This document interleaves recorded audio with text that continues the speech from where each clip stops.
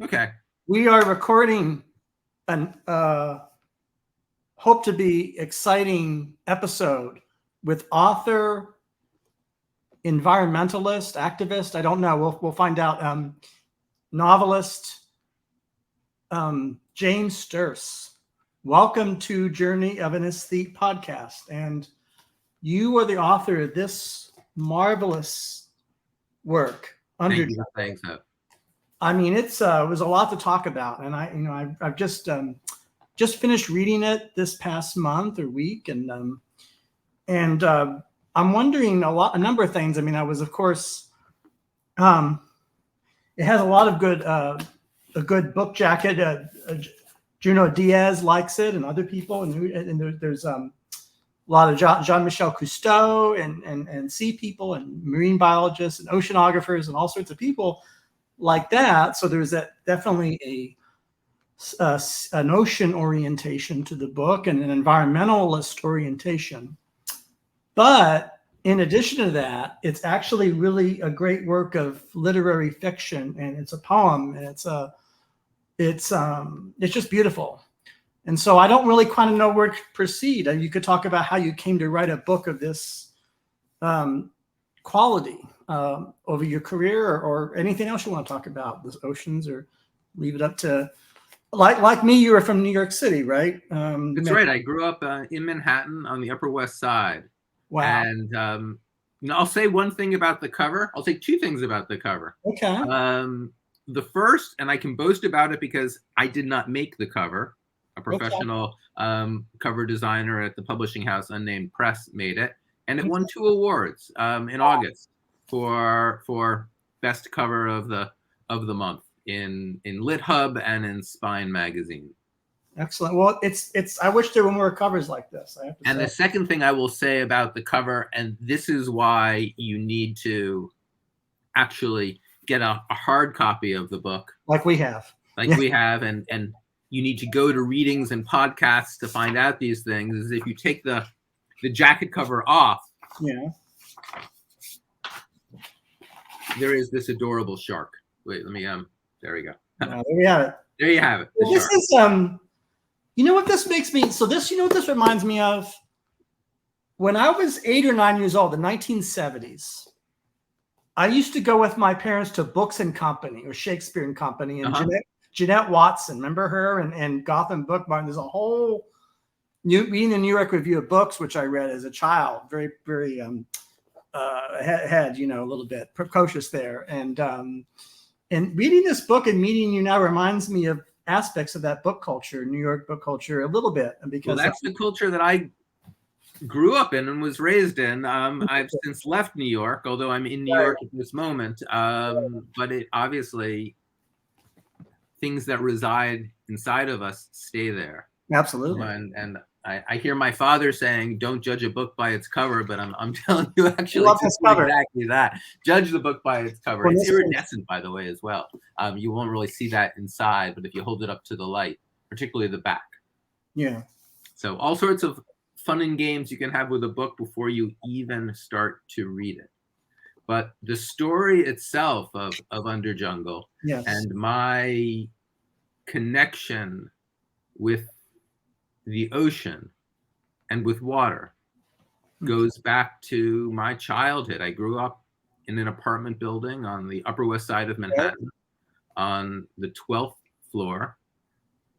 And one of my earliest memories is of snorkeling in the bathtub. And I don't know, obviously I didn't need fins. I didn't go very far or anywhere at all, but I had my mask, I had my snorkel, and I would submerge mostly just deep on my back with enough water to cover my face. Wow. I would just hang out there. And I loved it. And then I had flippers, fins, I guess as people prefer to call them now. And I would, when they were dry, I would traipse around our apartment. I would pretend that the shag carpet in the living room was finger coral. I figured that our dog, who was a Cairn Terrier, was about the size of a snapper. And I would look out through our 12th story windows at the street below and pretend I was peering into a deep coral wall. Yeah. My parents had no great fascination with, with snorkeling or scuba diving or the ocean for that matter. They weren't particularly ocean people. But I was, and I would sit and I would watch the Jacques Cousteau series on TV. Yeah. And I think the very first concert that I ever attended, this dates me, in 6th grade, was to hear John Denver at Madison Square Garden, where he absolutely sang the Calypso song. So that was my. Well, I'm actually I'm a jazz pianist, and my music is very different, of course, than John Denver's. But I consider John Denver a great singer-songwriter and one of the great. I mean, I actually like John Denver. Not to get too far into the, you were going to guess about concerts. I was going to say, did you go see George Crumb's Voice of the Whale? Was that the concert you were taken to? But I don't know. No. So it was John Denver and the Starlight Vocal Band. I remember opened for them. Skyrockets. Yeah, their one big song, yes. Yeah. And so that was New York City for me, 6th grade, and my budding fascination with the water. Yeah. Then I went to college, upstate New York, and still with this tremendous fascination for the ocean, and I got certified in Skinny Atlas Lake. I went to Cornell, and thanks to the Cornell phys ed department one summer, I became an open water scuba diver. We, as I said, we dived in Skinny Atlas Lake, one of the Finger Lakes. William H. Seward, who was was Abraham Lincoln's Secretary of State, famous for the purchase of Alaska, Seward's Folly, was also a New York State governor and called Skinny Atlas Lake the most beautiful body of water in the world. Yeah. We saw trout. Wow. And you got certified. And I got certified, and scuba diving became important to me. Eventually, from there, I got to the Caribbean, and then I started getting additional certifications, advanced in Florida. I became a rescue diver in North Carolina, an ice diver in New Hampshire. Do you mind if I slow you down just a little bit? There's already so much here. I mean, you're an athlete, and you're doing these things, and you're a rescue diver in these different states, and that's it's remarkable to me that that's a big chunk of your life, and yet you are great at prose and you're a writer. So I mean, I'm sure you're going to get to that, but how did you fit all this? How did you fit all this in? I guess it's kind of but I guess we'll sort of figure it out. But and I will tell you. So I and I continued with the diving. I became an ice diver. I became ultimately a dive master back in Florida, and then a free diver in Hawaii. But I also became a magazine writer. Okay. Yeah. And for many years, I wrote articles often about adventure, sometimes about adventure sports, and frequently about the water.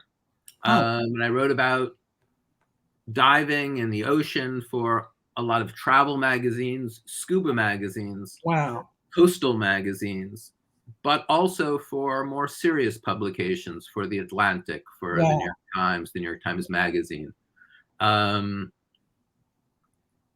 And one of the ways that I differ a little bit from other people who write about the ocean is, although I am fascinated by marine biology and all the life that's there in the ocean, to talk about statistics, we know of 240,000 species, marine species, but we believe that there are somewhere from another 500,000 to 10 million. The answer is we really don't know. The ocean covers 70% of the planet, and only 5% of it has been mapped. Wow. So it's the great unknown. Yeah. We've explored far more in space than we have on our own planet. But as I was saying, the way that I differ from so many other people who write about the ocean is I write about the ocean, but I also write about the water itself. I am fascinated by water, what it means to live in an aqueous environment. We talk about how we live on Earth. Right. Reality is only our feet are on Earth. We live in air. We're surrounded by air. Right. You're right. And although air is not empty, not at a microscopic level, and obviously we know that it has oxygen that we can breathe. At some level, it has COVID that can infect us. There are insects and things in it. It is nevertheless a much thinner and less rich environment than water. Yeah. So I am fascinated by water as an environment and what it means to live in this thick, incredibly rich environment that would surround you and press against you and bring you everything you need and know of the world and your sense of the world. And I tried to delve into that. You do. I should interject here that that's very explicit in this novel up front. So your narrator talks about that very thing, and very another thing I want to say that I appreciate about your novel is its blend of a little bit, I don't want to say polemical, a little bit propositional, philosophical language. The narrator with classical storytelling, and it's an interesting blend that you don't often see in works of fiction, I don't think. And of course it relates to, it made me think of that because, you know, that's one of the things your narrator discusses, you know, those air thing, that's different. Or the coral reef, they have their own cities and they're different, and we have our thing. They're very, I don't want to miss that's sort of the things you get into. If you don't, later on, if you don't mind, I'd love to hear you read from this. I'd be happy to.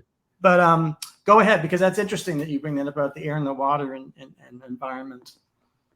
So part of what first fascinated me as a journalist, and then even more as a fiction writer, is the question of how do I describe not what the ocean is and what water is, but what's it like?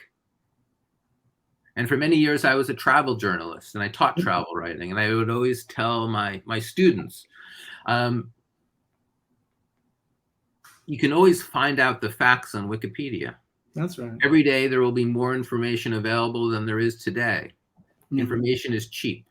But your job, my job as a writer, is to say what things are like.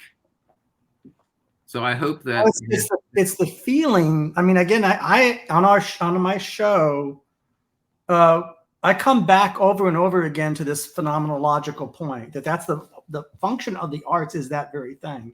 It's not. It's about as far away from dry fact, you know, and statistics as you can get. And so it's hearing you say that. That's very true. And the other part of it is, as a journalist, and one who has written about the ocean quite as much as I have, at a certain point, I don't think if we are connecting, if our connection with the ocean is through facts, is through my telling you about how the ocean covers 70% of the planet, 5% of its map, the amount of species, the number of species, the depths, all of that, interesting, valid, important. But there's never going to be a real connection. And you're never going to love the ocean based on numbers. No. So you need to bring in the heart, and that's why I wanted to tell this story, this particular story, and why I told it the way I did. Yeah. Because I think the heart is the most important thing. You can't tell people to protect the ocean, to protect the environment, to take care of one another.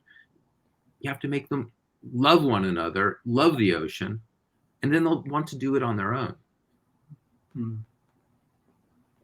Is there a particular passage in this novel that you would feel moved to read that maybe connects with some of the things that you're now discussing?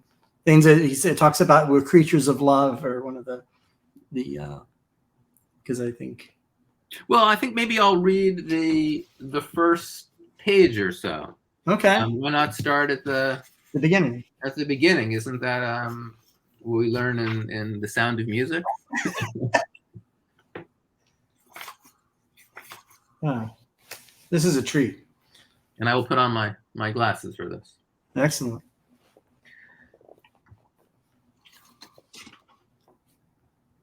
I fell for you from far away.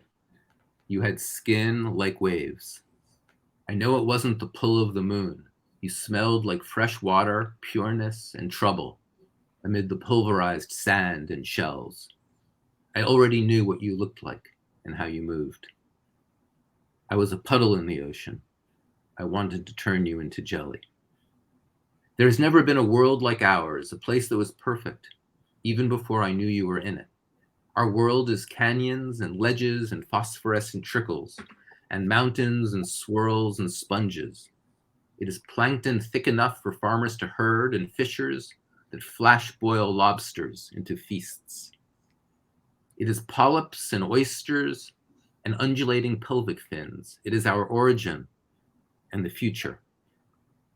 Amid the bleats and yowls, the sea fills quickly with ballads about satisfying every kind of hunger, not all of them requiring food. I was flailing fins, a somersault of nerves, hints of you washed across me, and I opened my mouth. There were bubbles in my stomach. I kept reminding myself to breathe. I've always said this is a peaceful world. There is no stillness, no possibility of getting caught in a morass. What choice is there but to let the current take you? We urge our young to go with the flow. Within the surge and saturation, the hold of water is all around us. To know someone is to engulf them. Eventually, the tide will bring you back. This is the only place I know, but it is one of vastness, of roiling sands and squeals and moans, of thick seaweed forests, abyssal plains and hills and lava pillars coated with volcanic glass. But it is also a cradle. This womb is everywhere. It is a place you never have to leave. Deep below the surface, our world is cold, dark, and content. Colors are fickle. Red disappears first as you descend, followed by the yellow of the sun. The 100 shades of blue last the longest, but eventually there is only black and the candy dews of the ocean floor. Where the pressure is constant, it clings to you as an embrace. We are most comfortable there in our sheath, but sometimes we'll approach the surface to see the spectacle of lightning strike. And it's a dangerous kind of ecstasy. From the right distance, you feel the water tingle. Closer up, you see and hear the zooplankton fry. The world is flitters and ripples and secret vibrations. It is languorous undulations and scarlet bellies. When I first sensed you across the ocean, I knew I wanted to make you spill your eggs so that my gentle army of warriors would attack them. And that's how we begin. It is at the beginning. I saw that one of your quotes is from Daphne Merkin, whom I'm a big fan of, and she said some really perceptive things, I think, about your book. It's interesting. Well, she's a wonderful writer. When I read her novel, 22 Minutes of Unconditional Love, I was blown away by it. And I think when I wrote to her to ask her if she would write a blurb, I think I said that I thought that some of her writing was hydroelectric. That it is. I mean, I can see. I only mention it not because of the quote and her prose style, but also I think there's a little similarity, a little bit maybe in your project. So I don't know, a little bit. No, I love her writing, and we both talk about the heart and what the heart makes us do. People who are just tuning into it now, who don't know that much about Underjungle, I'll say that I like to say that it's a tale of love, loss, family, and war, set entirely underwater. Entirely underwater. So war and peace, but 3,000 feet deeper. That's right. and considerably shorter, and maybe a little funnier too. Well, it's interesting because I mentioned earlier that there's a classical aspect to this novel. I'm sure, I guess I don't know why I'm moved to say that. There's a little bit of classical storytelling, even though it's a contemporary book, and it's I like that, and I'm sure, of course, that was conscious on your part. And I'm wondering, thinking out loud, the connection between your considerable journalism and reporting and writing for the Atlantic and scuba diving. I'm wondering the relationship between all that work and writing and a work of fiction like this, the connections, or that prepared you for this in some ways, or maybe it didn't, or the differences. Thoughts about that? Because Well, I should say that this is my second novel. My first one was a novel called Sasso, set in the cave towns of Basilicata, Italy, very far from the water. But you are right. My main profession as a writer has been as a journalist. But the kind of journalism that I've written has always, and so much of it has been travel writing, has focused on a sense of place. And I think that prepared me to write Underjungle, because I knew that the ocean itself, the water itself, was going to be a character. Oh yeah.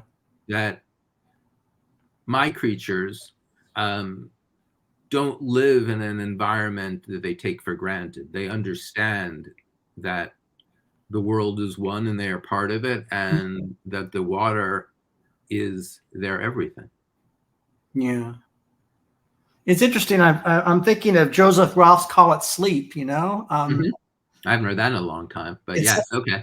But maybe New York as a character in that is like the ocean. I don't know. Maybe there's, I don't know. Well, I haven't invented, the idea of an environment being, being a character in your story. Sure. But maybe I'm the first one to write a novel deep underwater. There have been obviously other stories set underwater, not just novels and short stories, but a lot of fascinating movies. Yeah, that's so much of our understanding of the ocean cinematically is more on the level of writing for young adults. I see. Yeah. And I think, we think of Little Mermaid, Avatar, The Way of Water, Finding Nemo. They're all great. They are. I mean, I think approach. Well, when I think of texts like that, I tend to think of more the adult things, like The Deep by Peter Benchley, and that's there's that too, of course, but that's not. I mean, your book, as you don't need me to tell you, is highly original, and it's not often that a work is written that is original in this way. That's something commendable, I think. Well, thank you. And unusual, I think, in arts and letters today. Although, did you want to? I mean, again, I'm a little bit. We're both New Yorkers. We both have this experience of New York culture and book culture. But you have insight that I do not have. You possess, I don't want to say wisdom, but possess sort of, you're tuned to things to which I am not tuned, because I'm not a scuba diver. I've never rescued anything. I can swim, I can swim, but I haven't spent the enormous time you have in these, what I consider athletic pursuits or dentures. What would you say that all that experience, how does it make you see the world differently than, say, someone who's not as fortunate or not as experienced in that? In other words, what do you think of? What do you pay attention to or not pay attention to? With all that experience, So I'll answer you in two different ways. So the first thing I should say is I am a native New Yorker, a New Yorker to the bone. Okay. However, some years ago, my wife and I purchased some land on the Big Island of Hawaii. Wow. We built a home, and it's in the middle of a pasture, surrounded by tall grasses and cows and whales in the wintertime. And during the pandemic, we fled there. Wow. And realized that it was quite a nice place to be. Huh. So it's where I did the bulk of the work on Underjungle. Interesting. Scuba diving, but also free diving, which is what you do without the tank. I see. And exploring the Hawaiian coast as much as I could, and not just the coast, but obviously submerging. So one thing I've always felt as a travel writer, but even maybe more as a fiction writer,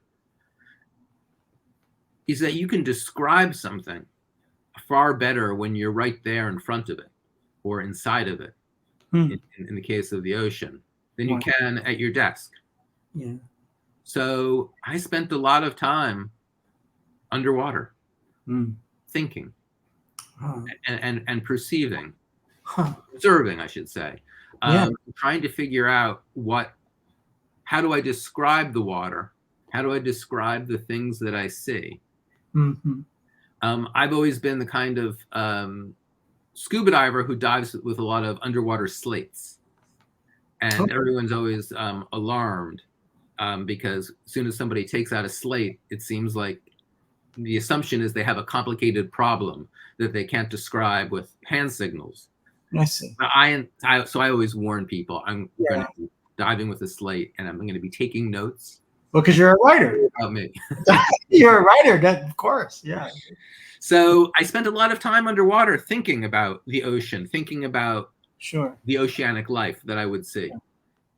And then the second thing, and I had done that before, but the part that was really new to me was I spent a lot of time thinking.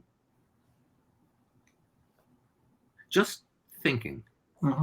This is something that I don't believe that we really do anymore. We just play games on our screens, on our phones, or scroll through social media, or chat with friends. But do you define thinking the way Hannah Arendt defined it, in a more narrow or very specific? Her definition of Hannah Arendt's definition. I can't remember her definition. You'll have to refresh me. Well, she thinks that to really think, you have to sort of divide yourself into two and have a relationship to a thou, and that it has to involve ethical responsibility. I mean, she's very tall order for what thinking is. She's very, I just thought I would just, I don't know, it made me think of that. But I'm not sure that she's a little out. Responsibility is necessarily part of my thinking process. I would hope that I take on ethical responsibility as a human being, as a participant in the global civilization that we're all part of. But I think thinking is a very intimate process where you don't erect walls. That's right. You let your mind go as far as it can in any possible direction and hope that you can discover something. One of the interesting things I think about the water, unlike land, is you can go in any direction. You can go up, you can go down, you can go from side to side. We're not bound like we are on Earth. Interesting. By our inability, all we can really do is keep our feet on the ground. In the water, you come up in the water channel, you go down. Most fish have swim bladders that allow them to do that. We don't, obviously, but not all sea creatures do. Sharks don't, which is why they have to keep swimming. But I think if you can move in every direction, then you realize also you can move deep into yourself. Interesting. And maybe it although it is hard to think linearly sometimes in the water, thoughts oftentimes blend together. Thinking becomes more experiential than specific.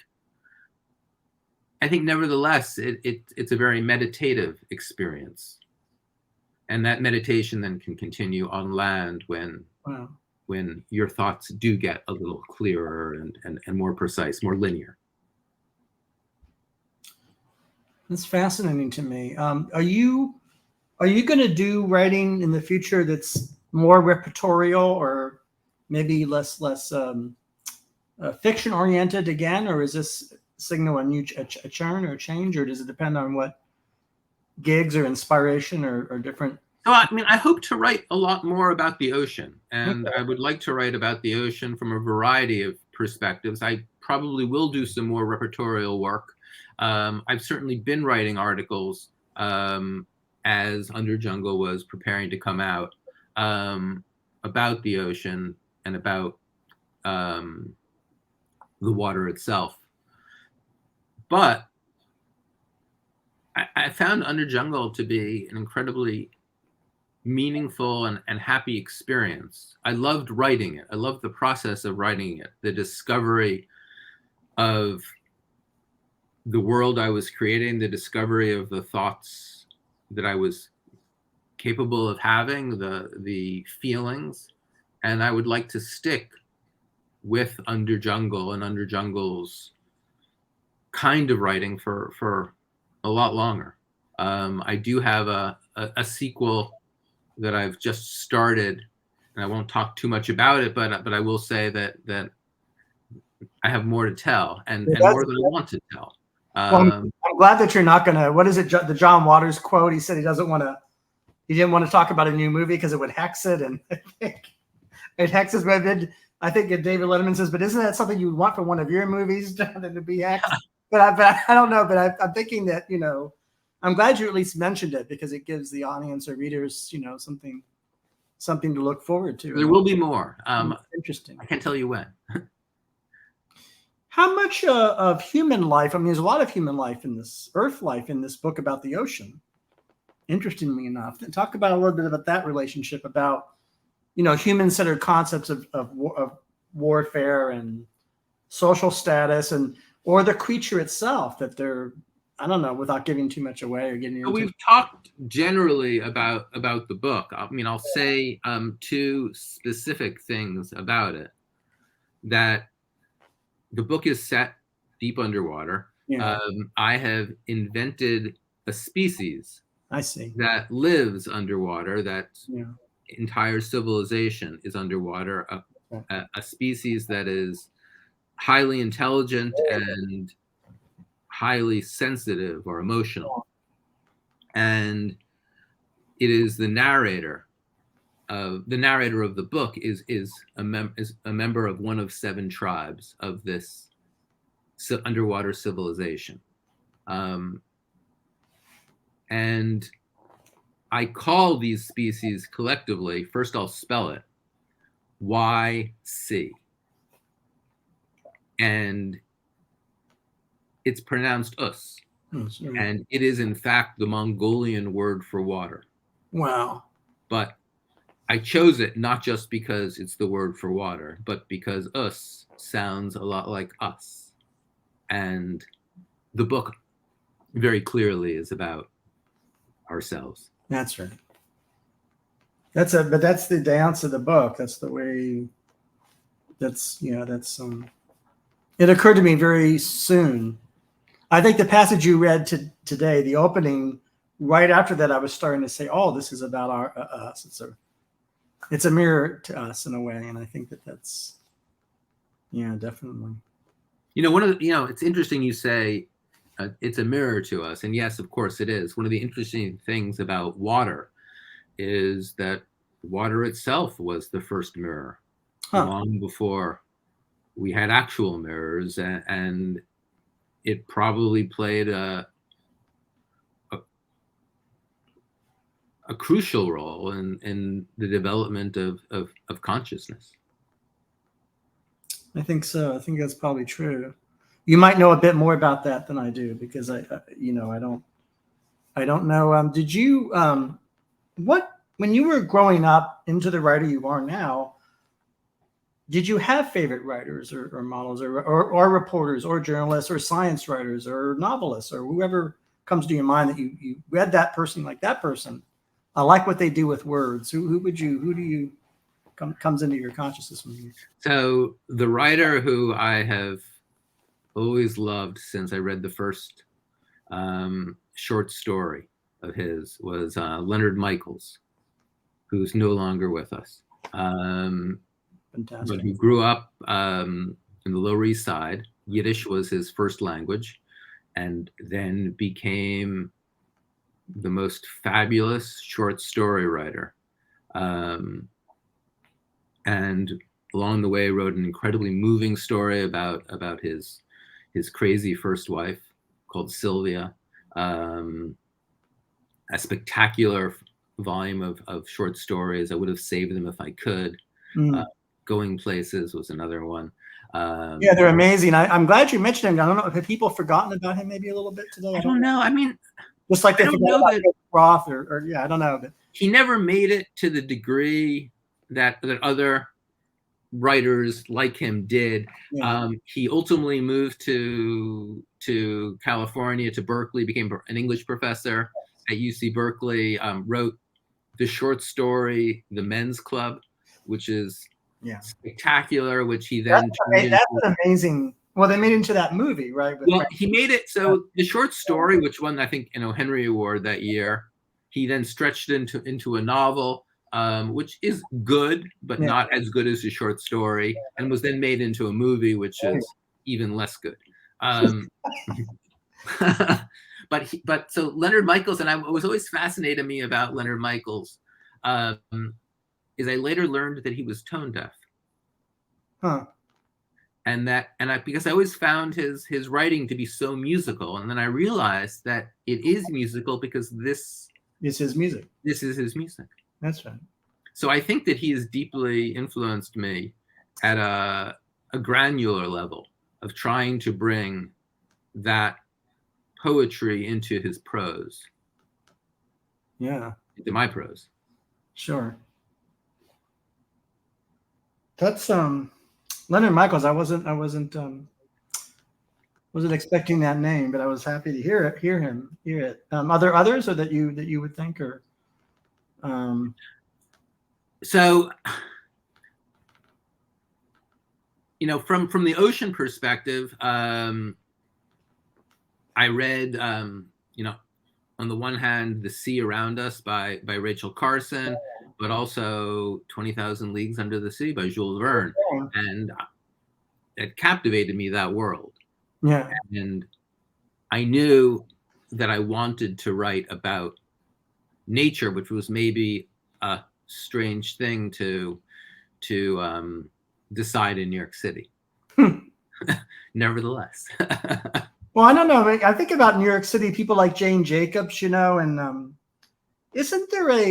hasn't there always been an ecological consciousness in certain quarters of New York? I mean, that doesn't, you know what I mean? It's not like it's so antithetical. There were people from New York. And I'm mindful also of something that I was told by a professor in an introductory level anthropology class in college, that we talk about cities as being not natural, but we as human beings, creatures, have created them. Oh, yeah. So what is not natural about them? Yeah. For better or for worse, species is capable of doing. They too are natural cities. Yeah, for better, maybe for better and for worse, both. Yeah. That's What do you feel? Go ahead. What are your feelings about ecology now and thinking of the future and other, ocean or natural matters that you come to your head that this is the thing that it's on my mind the most now, if anything? Well, I think that climate change, climate disasters, all of the bleaching and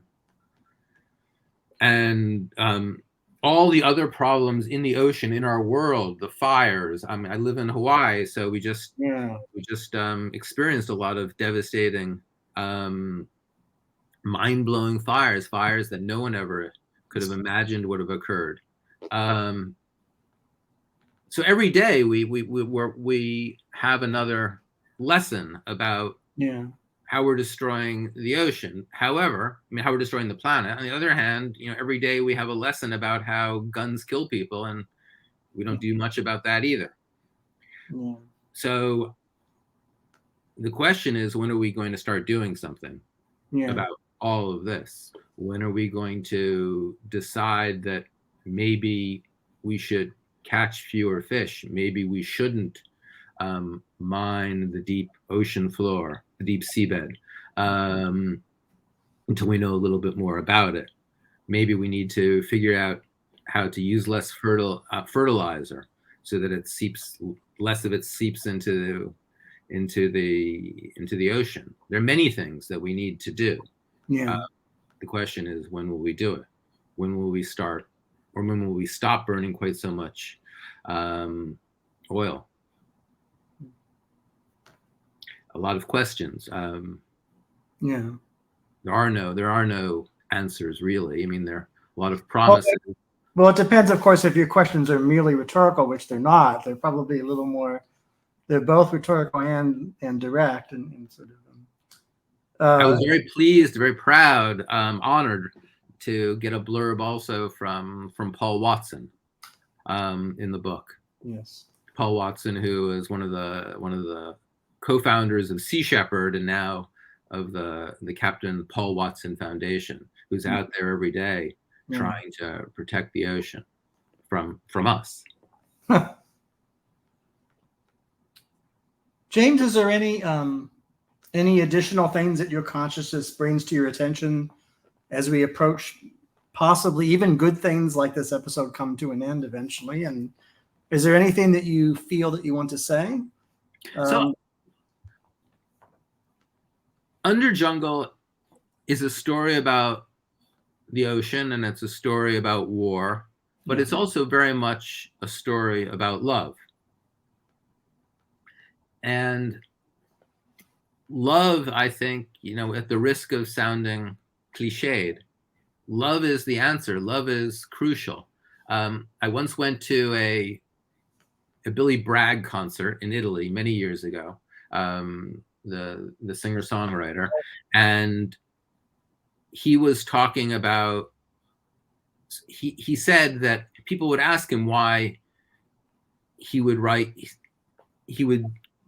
songs so much about love, even when so much of his focus was on social problems. And he said that the reason was one that he took from the great Italian philosopher and politician Antonio Gramsci, which was that until you have loved another person and you understand that what love is deeply, you can never really love the world or your fellow man or the planet. You have to experience love.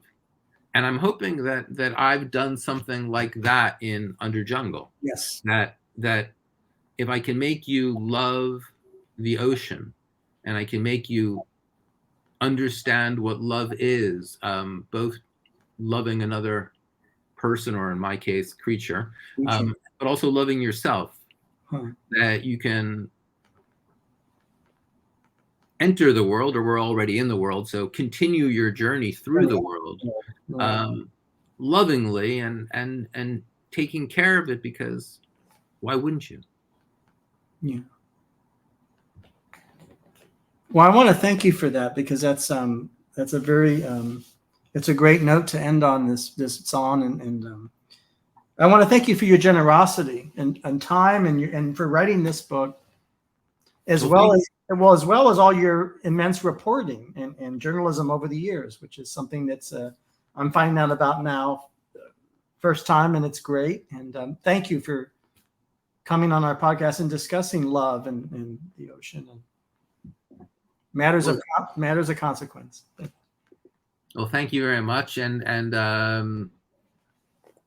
the other great influence that I've had as a writer has been poetry. And so the epigraph to Underjungle is from a wonderful Israeli poet, Yehuda Amichai, also no longer with us. And I think I learned a lot from him. Absolutely. Well, thank you. Well, this poetry in this novel. So Thank you. Underjungle.